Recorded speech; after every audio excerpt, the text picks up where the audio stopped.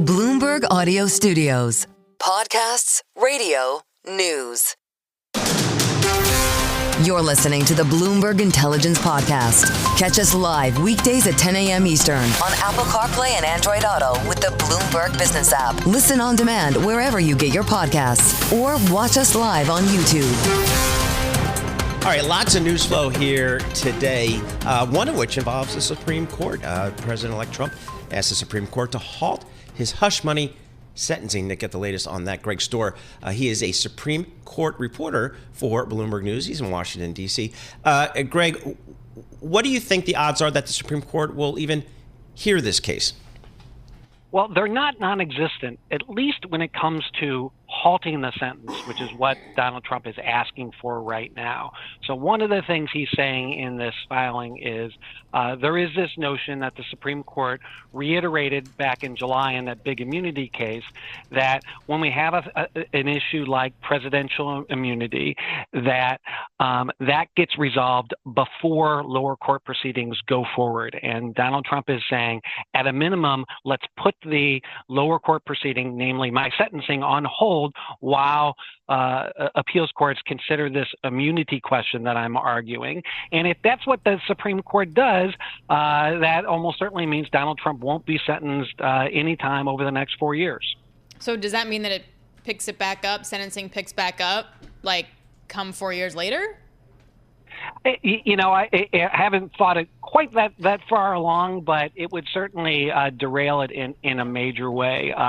There's also the substantive arguments that Donald Trump is making, which is that putting aside the timing of the sentence, that I am immune from these charges. Now, these are charges stemming from hush money payments he made to Stormy Daniels, and he was convicted of 34 counts of hiding what he was doing. And what Donald Trump says is that a lot of the evidence, or at least some of the evidence that prosecutors used, involved my official acts as president, things that I was saying on, say, my official Twitter account, where I'm communicating about matters of public concern. So what Donald Trump is hoping to do is basically halt the sentencing right now and then ultimately win a ruling on that immunity question, which would essentially knock out the charges. What's the smart betting money thinking here? Which way will the court go? I'm not going to bet on this one. This is, of course, I could go to DraftKings or some betting site today. I'm sure I can get odds. Probably. This is a court, of course, that ruled for him in a very big way in July when it derailed the case that accused him of trying to overturn his 2020 election loss. The court conferred very sweeping immunity on presidents there in a 6-3 ruling. And importantly, in that ruling, they said you can't even use official acts as evidence of things that a president might have done outside his official capacity. So with that as a backdrop, Trump certainly has a Supreme Court that's going to be very receptive to what he's arguing here. Just one more quickie before you go. If he is sentenced, what does that actually look like when he then becomes president? Like, what is that? Yeah, well, one thing it will not mean for sure is prison time. That is something that Judge Merchan has ruled out. So there's not that. It will involve, a certain amount of continuing process, no doubt. Undoubtedly, Judge Merchan and appeals courts, if it goes beyond that, would be sensitive to the notion that this is not an ordinary defendant, even though he would be a convicted felon, and that the president does have duties, and will try to find ways to limit the intrusion on the presidential duties. All right, Greg Stohr, thanks a lot. Really appreciate it. He's a Bloomberg senior Supreme Court reporter joining us on President Trump trying to delay the hush money case sentencing with the Supreme Court. You're listening to the Bloomberg Intelligence Podcast. Catch the program live weekdays at 10 a.m. Eastern on Apple CarPlay and Android Auto with the Bloomberg Business app. You can also listen live on Amazon Alexa from our flagship New York station. Just say, Alexa, play Bloomberg 1130. This is Bloomberg Intelligence Radio. We are broadcasting to you live from our Actor Broker studio right here in Midtown Manhattan. You can also check us out on YouTube as well. So here is, our next guest is an energy CEO. The company is CRC, it's California Resources. Now, this is an oil production company. It definitely has that, but it's also one of the first companies to get a permit from the government to store carbon into rock, a key part of how to decarbonize our society. You got carbon, you put it in a rock, it goes away from the environment. It also recently closed a deal to become the largest oil and gas producer to capture CO2. Let's get more on this. Francisco Leon is CEO of CRC. Francisco, Paul's going to ask it, so I'm just going to go first. What do you do? Good morning. Good morning. So we're great intro. Thanks for having us. California Resources does energy in California, oil and gas, as you said, power. So we take care of the present needs of Californians in terms of providing these products that make our lives better. But we're investing in the future. We're focused on the what's next. And the what's next is to have a world that's decarbonized, that has a world that has lower emissions.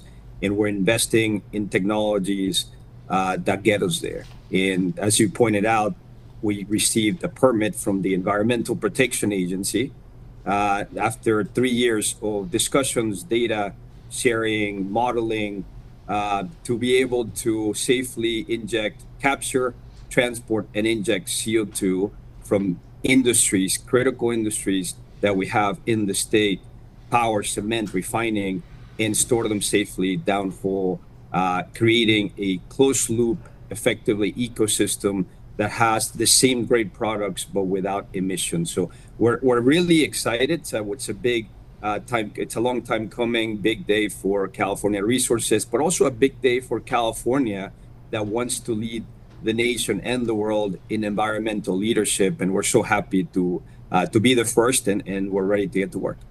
So just for the lay people like me, how does carbon capture and storage work? Where do you put this carbon? Yeah, so think about it. So we, as being an oil and gas company, we extract products from the earth and oil, gas, in these reservoirs that have been created for thousands, millions of years that have these deposits are great also container storage tanks, what we call vaults, to be able to store things back in there. So as we extract natural gas, we use it for heating, for power generation, for fertilizer. One of the byproducts is as you burn the gas, as an example, it creates emissions and CO2. So what we're planning to do is basically going the reverse, going back and taking back the CO2 that's been burned from the gas, capturing it from the point source. So we would go to factories in manufacturing, and rather than having the smokestack that goes up into the atmosphere, we're going to close that loop, and we're going to bring that CO2 back to where we started, back into the reservoir and fill it back up. Francisco, is this just from your operations, or have you struck deals with, as you mentioned, hard to abate industries? Both. So we will take care of our own emissions. We have power generations, and so we'll start with ours.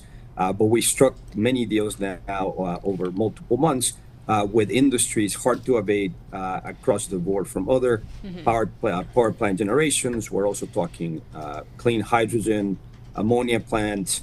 We're partnering with another public company called Net Power. So it's about making industry better and to better serve our community. So it's across the board, our Francisco, emissions and others. To that point, how did pricing come about? Like, if you can tell me what pricing is, that would be super. But if you can't, can you tell me how hard it is to come to a price where you'll capture it and store it, and the companies will be willing to pay for it?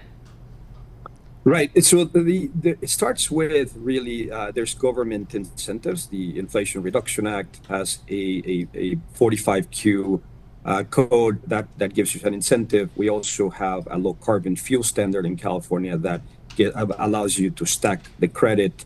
And we also pay a carbon tax in California. So if you look at, there's a bigger pie in California than the rest of the nation in terms of incentives or avoidance of tax that you can capture. So as you think about it, all these incentives add up to about $180 per ton of capture that you make. So then you have the ability to split that across the value chain from capture to transport to storage. We really lead with the storage. The subsurface is where our main expertise is. So roughly speaking, it's about a $50 to $75 per ton to store it on the ground is what we've been negotiating with all these counterparties. Yeah. And that allows us to have a model that has attractive returns. We partner with Brookfield. It's a model that makes money. It gets launched off the ground, allows us to make these big investments, and gives us the infrastructure type returns that actually could be also valuable for our shareholders. So the business is just getting started. We're entering into these partnerships, and the pricing model is starting to take shape. But that's roughly the amounts that we're charging the customers. One more quick question, Paul. Okay, and then we can go. Do you keep storing it in the ground, or do you recycle it at some point? Can you reuse it? Our plan is to have permanent storage. So keep it on the ground. We have monitoring devices, state-of-the-art monitoring devices to make sure it doesn't come back out. So our plan is to grab it from the atmosphere before it hits the atmosphere and keep it underground in our fields. Okay. So permanent storage. Hey, Francisco, thank you so much. Really appreciate it. Congrats. Cool story. Francisco Leon, CEO of CRC. It's actually Chevron's hydrogen project, where you can sort of store hydrogen and then reuse it. So they're more of like the energy storage company. It's not permanent. You reuse it once the utility wants that hydrogen back. Just wanted to clarify that. Very good. It's a publicly traded company, too.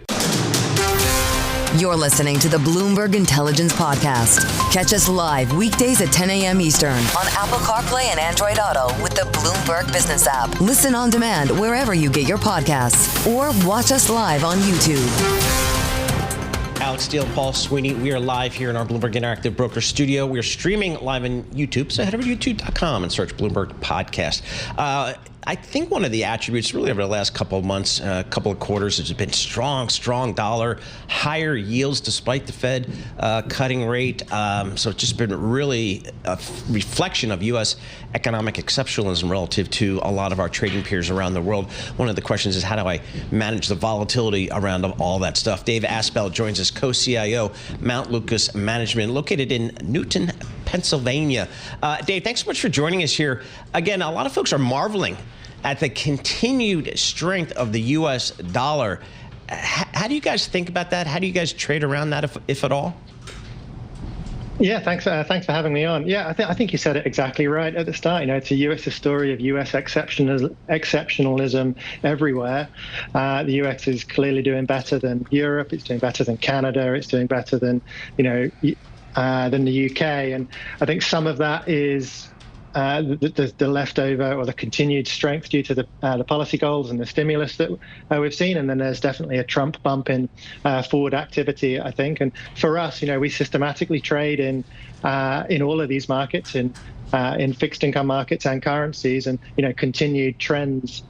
For us has been excellent. It's one of the only places you can get short exposure to the fixed income markets where you're benefiting from higher yields, and same thing for currency markets. So this type of volatility is really good for these strategies. I mean, fair enough. Where do you see the most volatility? Yields, commodities, FX?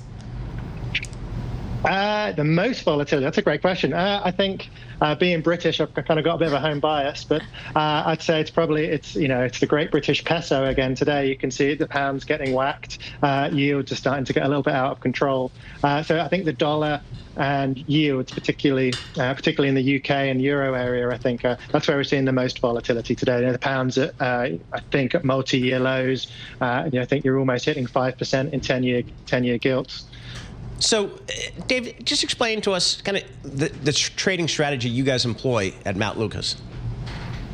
Yeah, so we run systematic trend following strategies. They're one of the sort of the older types of alternative strategies out there. Generally, they do well when volatility in markets increases. And what we're doing is we're not trying to predict where markets go. We're just following trends. So if things are going up, then we're long them, and if things are going down, then we short them. You can make it as complicated as you like, but at its root, that's what it's doing. So over the past few years, you've seen the dollar go up, so we've been long the dollar, and you've seen bond prices fall, so we've been short bonds. We do this systematically. We reevaluate positions every day. We do it in commodities as well. And what it is just it's a way to get exposure to volatility in macro markets. And what we're seeing going forward, particularly with the new administration coming in, is a more volatile world ahead. I love that you said that. You're like, if it goes up, we buy it. If it goes down, we sell it. Like, thank you. That's very clear. Now I can understand. What are you doing in the commodity market right now? What trends are you seeing? We're seeing, we participated in the gold move. I mean, that's continuing to go up.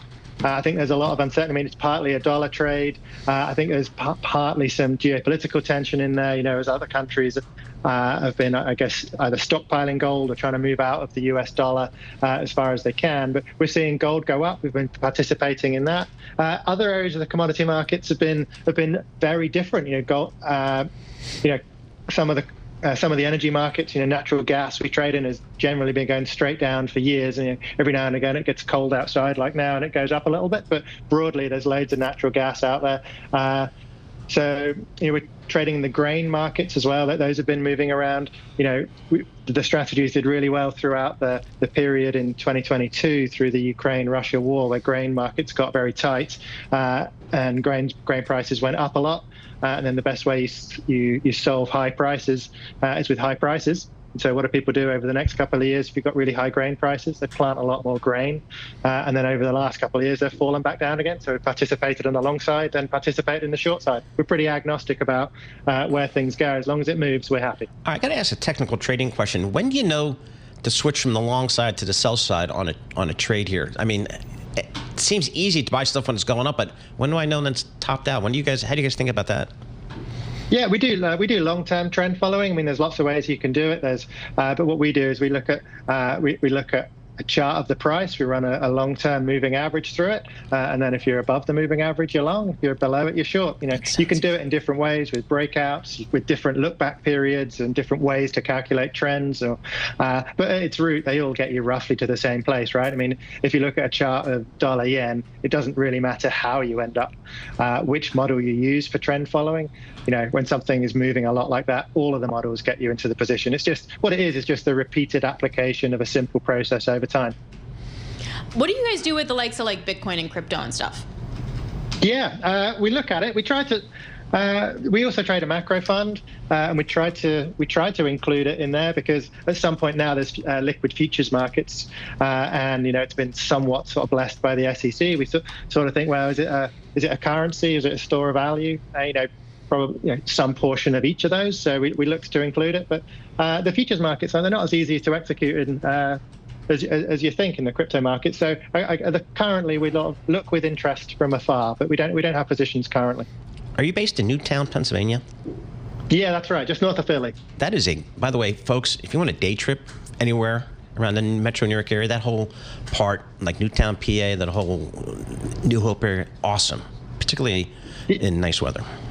Yeah, that's right. It's rolling Bucks County. It's covered bridges and little river towns. Yeah, well, it's home to the Shad Fest, I believe. Yes, in Stockton. In Lambertville, yeah. Yeah, in Stockton, New Hope, the Shad Fest.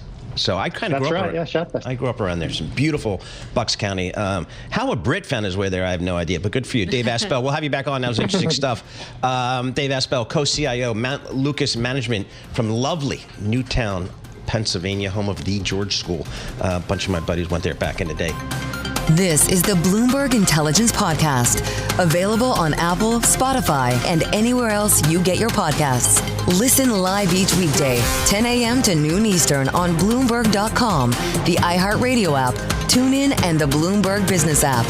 You can also watch us live every weekday on YouTube and always on the Bloomberg Terminal.